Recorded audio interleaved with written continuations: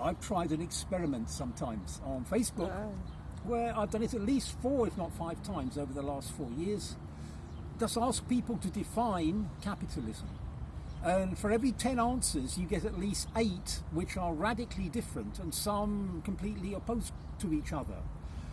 The best definition I ever heard of capitalism was while I was in France, the television was on, there was some kind of talk show going on, and suddenly this gentleman defined capitalism. He was in French, but it caught my ear, so I woke up and paid attention. And he said, capitalism is a meaningless word that Karl Marx invented in order to have a very simplistic target for the people he wanted to blame for all society's ills. What is capital? We tend to understand capital as big money. Yes, money exists, hence capital exists. But, face it, there is no such system as capitalism. If you have perceived that there is massive injustice in the world and that many people are oppressed or stymied or blocked in their lives or living in literally grinding poverty or oppression in some parts of the world because of the financial system, you are absolutely right. I would say that what you mean by capitalism is fractional reserve banking and usury. Now, this is going to be a short blog, so I'm not going to go into this here. If any of you don't know what either of those words mean, there are plenty of definitions online. There are plenty of documentaries about them. I would recommend absolutely thoroughly, if you want to understand the grip, if you want to understand the fact that the control of finance and the control of the amount of money that circulates in any society is the ultimate key to power, you should watch the documentary from the 1990s called The Money Masters. It's been translated into many, many languages now. With every year that passes, this documentary becomes more and more pivotal. I would go as far as to say that if you are writing and talking about such problems as Western imperialism, what you might or might not call mistakenly capitalism and so on, and you have not watched and imbibed and studied this documentary, then with the greatest possible respect to you, you don't know at least fully what you are talking about. So there is no such thing as capitalism. The evil there is simply money. So normally, the fight we are supposed to be fighting is the fight of capitalism against socialism. Now, in a socialist society, there's big money too, i.e. capital too. So what are we basically saying? That if so-called private individuals control big money, or at least a lot of money, that's evil. But the minute some other elite individuals take over and say, we're socialist or we're Marxist, hang up a red flag or whatever, and do exactly the same, basically, with some different vocabulary and a slightly different style of clothing, etc., then suddenly it all becomes paradise on earth. Come on.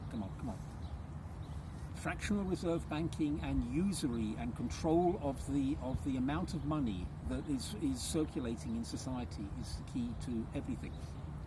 As regards the other word they invented for us, socialism, well, at least you can define it. I mean, most dictionaries in the English language would define socialism as a system where the supply and demand is centrally controlled, and that, for example, production of cars or computers is done by the state rather than private companies, etc., etc., etc. Okay, so we can define socialism, but does this socialist, capitalist, socialism versus capitalism fight mean anything in reality? I say no.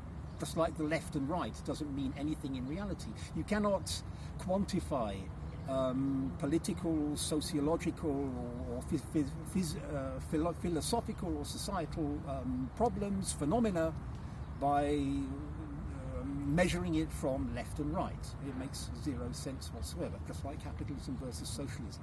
I will return to a subject that I feel qualified enough to speak upon, which is the Russian Empire.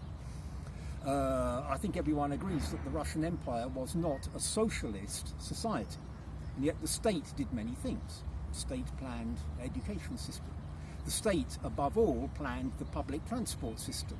the Russian railway system that exists today was very largely already laid down by the time of the so-called Russian Revolution.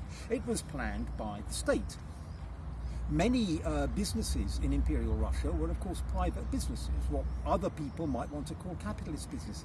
Above all, the food supply was in private hands and peasant hands. It was not centrally controlled.